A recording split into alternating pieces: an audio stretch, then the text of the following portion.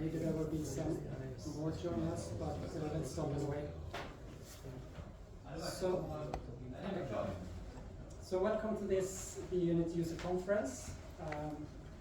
It's the third year we're doing this, thanks to FPGA World.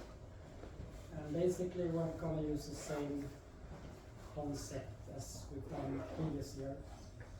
So we tried to pick a setup of different speakers with various backgrounds and different experience with the tool.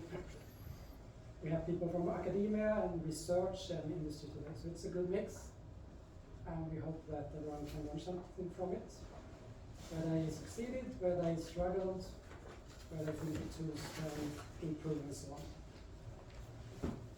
And with that, our first presenter is Tiago Gomes from Inclustra, and he's going to present Inclustra's journey with introducing the tool into their projects. Thanks. So hello everyone, my name is Tiago, and today I will talk about how we deploy VUnit in our workflow at Inclustra. So I will start by talking a little bit about Inclustra and general FPGA verification challenge. Then we go over why we use VUnit, how we work with VUnit at Inclustra, and then I will also talk about some challenge that we face and how we plan to face them. And then at the end, some words about Inclustra and the VUnit community. So at Inclustra, we are divided into main business. On the right side, we have the FPGA standard products, where we have FPGA and SoC models, and we also provide some IP cores. And on the left side, you will see the FPGA design services, where we do custom specific designs for our customers. Within design services, we can serve our customers in 4 domains. So we can do system design, PCB design, embedded or application software, and we also do FPGA design and verification. This is actually where my role in the company lies. So I work on the FPGA design team. We do several different kind of applications depending on the industry. So just to give some idea, we use a lot of video or signal processing applications where we have to develop these bit-true models, and then we perform functional verification to kind of verify our designs. And on the right side, you see the most common tools that we use. Of course, we support all the vendors, and we use different simulators, and of course we use VUnit for verification. What's important to note is that when we develop, the customer owns, and this is important because the customer should be able to run or maintain the design that we provide to them. Therefore, our toolchain and the environment setup should be as easy as possible to set up, right? Even for us, sometimes the customer comes back to us 2 years later with the same design, so we should be able to still run the design with the same old tools that we provide to the customer back then. So we try to really focus on automation, especially on verification to run our regression tests. As you know, complexity of FPGA projects are becoming more and more high. This is also because devices are getting bigger, so the projects also start to use more high-speed interfaces. So managing these complex designs with multiple test benches and multiple test cases is becoming more and more complex. And of course, there is also time to market pressure, so we want to be quick to provide the design to our customers as fast as possible. And we also need to be able to accommodate these different requirements. Maybe some customers, they want to use this simulator, others they want to use another one, or they want to use the specific version of this vendor tool, so we need to adapt to them also. And yeah, with all of this, we need really optimized workflows and toolchains so we can be as efficient as possible. Yeah, unit test is really important. We know already this really help us to reduce time to market, because we can detect bugs earlier in the design. and it's way easier and also cheaper to fix them in a unit test rather than on a system level or while you are doing tests on hardware. So our mentality is really unit test oriented. We really try to do modular and isolated testing, so this is really easy to then pinpoint a source of a problem. And it also allows us to get faster feedback because we get feedback if our design will work on hardware, even or with a high degree of confidence before we really try it on hardware, right? So we do focus on functional verification where we test these normal scenarios and then some corner cases. We usually don't perform this completely random stimuli verification or even formal verification unless it's requested by the customer. Now we'll talk a little bit why VUnit as a verification framework. It's an open source Python-based framework. I'm quite sure everyone still remembers the time you need to handle these tickle scripts and perform all the manual compilation of your files. It's really a pain, so we are very glad to have VUnit now, which can help us with this. And it's really easy and quick to set up, so in less than 5 minutes you can have your test bench running. You see on the left side you need 6 lines to set up your test bench, and then your test bench, of course, it's just an hello world on the right side, but you just type python run.py and you are ready to develop your design.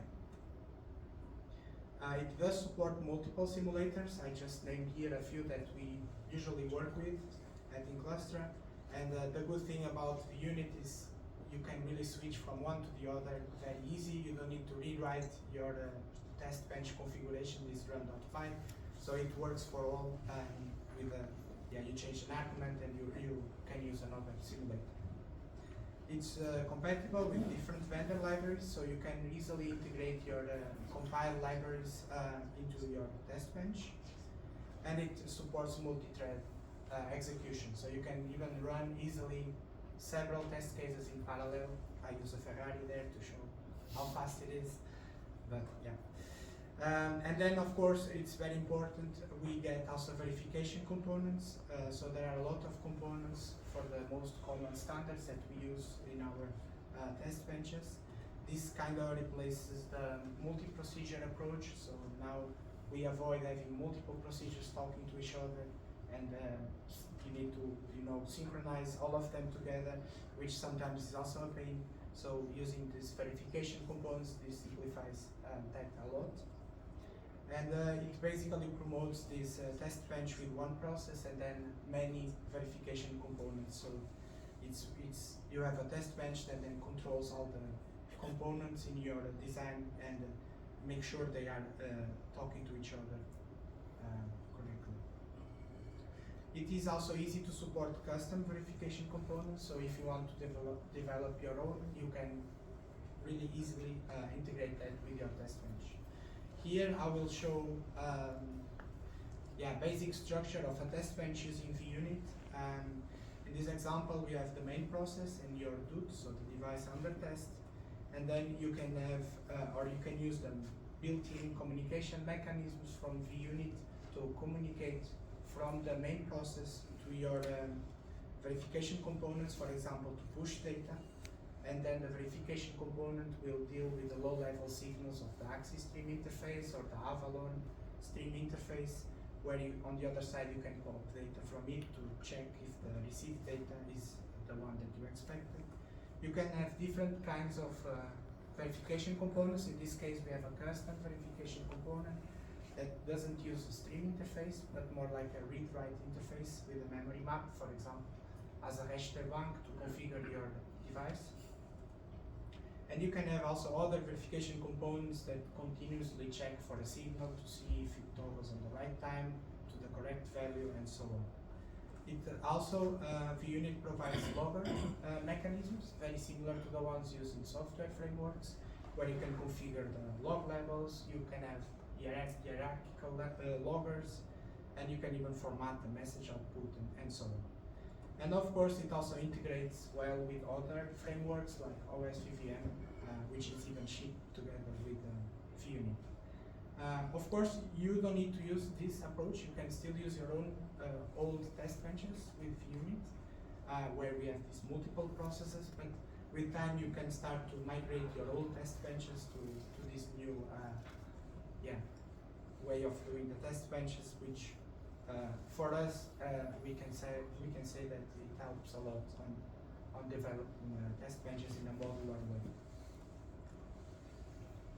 So now I will talk about our workflow at Inclustra. We use a makefile flow approach, where we basically focus more on development and less on the project tool setup, because the makefile does that for us. So the goal is that all projects, they follow the same structure, so no matter who is working on that project, or if I switch from this project to another project, I know how to already work on that project because it's the same flow. Basically, the makefile also defines the project tool versions, so we can make sure we are using the correct version from the beginning to the end of the project. And it, of course, runs on Windows and Linux. And you can basically run on your machine where you are developing the system, but it can also run on a CI/CD runner. So the same commands that we execute locally, we can execute on the runner. This is very important because we want to get deterministic results no matter who is running the project, either us or the customer or a runner in this case. Here is an example of our makefile and all the commands that we support. It's basically a single entry point for all tools, so we don't call the tools manually. You always use the makefile to ensure we use the correct tool. No matter if we are running in console or GUI mode, so we can also launch, for example, the simulator in GUI mode from the makefile. It manages the simulation, so it compiles all the sources, the vendor libraries and models by calling VUnit in this case. It can execute the tests. I show some examples below where we can even provide the arguments to VUnit from the makefile. So it really gives you the flexibility to just test or do the bring up of the unit you are working on it, or if you want to run the regression test for the whole design. And it can also open the coverage analysis for us to analyze if your design is 100% verified. A bit out of scope of this presentation, but it also manages them. For example, for AMD, the Vivado project, you can open the project, you can build it, save the project, and generate the binaries at the end. How we work with VUnit, basically we use it as a Git submodel.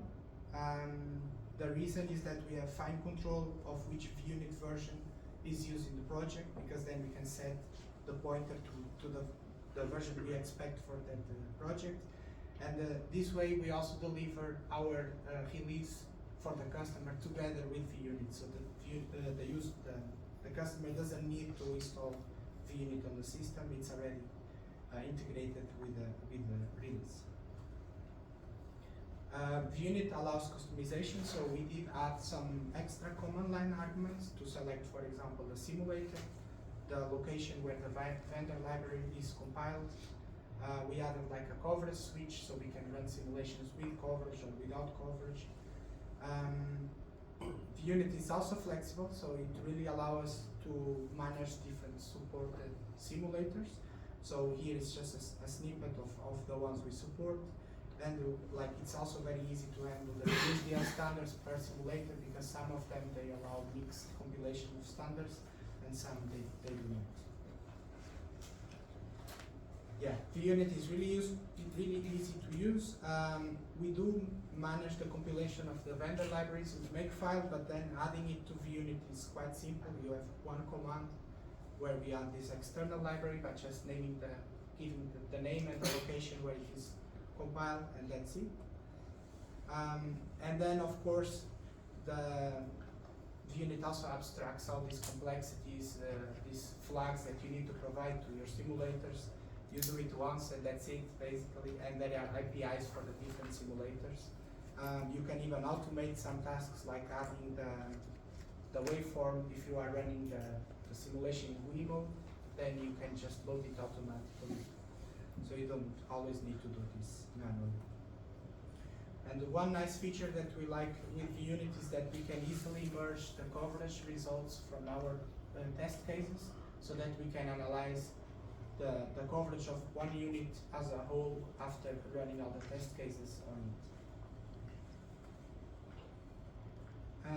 Now I will talk about a bit some of the challenges that we face and how we plan to overcome them. So one example is, for example, with these axis stream interfaces where we have the master generating data to our DUT, and then the DUT sends data to our slave. One of the challenges that we found is that they can be a bit slow for intensive tests, especially if you are testing video applications and you need to push all the pixels. The push and pop API, they add a little bit of overhead to the test bench. So if you really need to push a lot of data, the simulation can become a bit slow. So of course the workaround is to use smaller packets or smaller video frames. So you, instead of testing your 4K image, you can just test maybe a smaller frame. But there are situations where you really want to see is that pixel on my 4K image with the correct color or not. So you in that case you really want to test the 4K image. And of course the proposal, we have seen many people already implemented this, but this is still not yet as part of the VUnit. So the idea would be to add APIs to push a vector of data. So instead of pushing multiple pixels, we can push, for example, a complete video line or a video frame. This of course also brings another issues that I'll not discuss here, but we need to handle them, of course. But yeah, so the idea is that we are also working on this solution, and hopefully we can make this into the VUnit repository so that everyone can actually use it. Another issue that we have is the stall rates on AXI models. So stall rate is basically the probability of a source, in this case sending data or not. So in this case we have like a master that is sending data very slowly while our DUT is expecting data. And the other case is when the DUT is actually fast and the other end is applying back pressure. So these are always the, let's say, the extremes, but you want to simulate also the extremes and also something in between where maybe both are doing, one is slow and the other one is also applying back pressure. You want to simulate this, all these scenarios. And the current issue that we have is that the stall rates are currently static, so you cannot change them during runtime. So the workaround is to run the same test case with different stall rates. So in one case you run it like with the situation above, the other one you run it with a situation on the bottom, and then you can also generate some other cases where you have something in between. So we would like to add some kind of configuration message so that these models, they can be configured during a test case. This is currently in our backlog, so we plan to work on this very soon. The other issue we have is the Questa compatibility. So basically Questa uses a three-step flow, which compiles, optimizes, and simulates, and VUnit and actually all the other simulators, they only use two-step, which is compile and simulate. And this brings a problem because when we launch the simulation with multiple threads, then there are multiple test cases trying to optimize the design at the same time, and then they are using the same files, and this creates a conflict and usually ends up with a test case failing because the optimization was not performed. So the workaround, we found a workaround some time ago, but this would require us to change a bit the VUnit source code, so we would like to avoid that. And yeah, the proposal would be to add really native support for this three-step flow. And actually Lars is working on it as we speak. Not really now, but you know what I mean. We should have a solution very, very soon. Yes, documentation also for verification components. Currently they lack documentation, so the idea here is that you have to go to the code and actually look at it, go to the test bench, see how it works.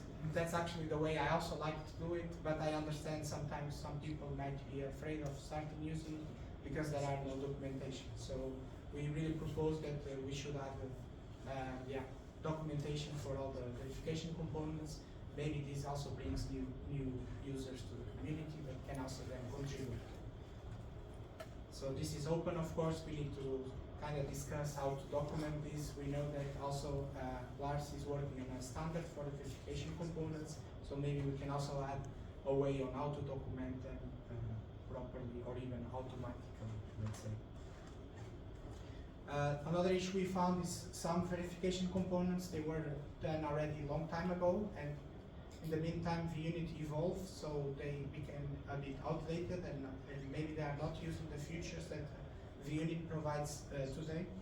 So yeah, I have some examples, like the UART verification component at the moment doesn't even support loggers, so the idea would be to also improve that one, to be kind of up to date with the features that VUnit provides. And we also find a problem with the signal checker, where this is a component that continuously checks a signal, so you can tell it to expect when a signal toggles or will toggle. But in fact, if the simulation finishes and the signal never toggle, this VC will never actually acknowledge that the signal never toggled. So this is quite dangerous and can, of course, make a bug that we didn't expect. So yeah, the workaround is either contribute and make them better on the VUnit repository, or write your own custom verification components. For example, for this signal checker, we did write one where we use the VUnit phases, so that now it can detect when a simulation is about to end, and if there are pending actions to verify, it can report an error in that case. So yeah, we are also working on this. We try to also contribute as much as possible to make it available for everyone. Now I will talk a little bit about InCluster and the VUnit community. Of course, we support open source projects, so we do try to be active on VUnit as much as possible. We also try to go to VUnit interchat to try to answer some questions that people ask and we already know the answer. And we do internally encourage all employees to contribute to VUnit. We do see the added value that VUnit brought to us. I mean, if you compare how we were before and how we are now, the difference is really huge. Before, everyone was kind of writing their own Tcl scripts, and each Tcl script would look different. And now we have really a unified Python API, so everyone is using the same style to set up the test bench. We didn't even have multi-thread test execution. Now this comes included with VUnit. Compilation order I mentioned already. We were also limited to one simulator, and now with the VUnit it's very easy to try others. So we now today use these 4 that I mentioned before. And for us the most important is really the coverage. So with the VUnit it's really easy to do coverage analysis of your designs. Yeah, it's as far as a button. You press it and you generate, you can analyze it. So the impact of contributions, of course, it benefits InCluster because we get better toolchains and workflows. It also serves our customers because we can serve them better, of course. And hopefully we can also benefit the community because, yeah, we can always share our knowledge as well and try to make improvements into VUnit. Yeah, all of this, of course, makes VUnit a stronger ecosystem, and we are very much looking forward to push also VUnit into a direction not only serve us but also the community. And that's it. Thank you very much.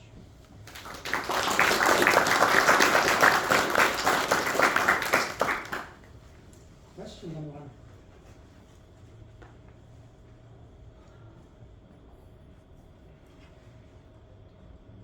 I guess I have a few. One was that you're using a link-based system and you're building and synthesizing and so on.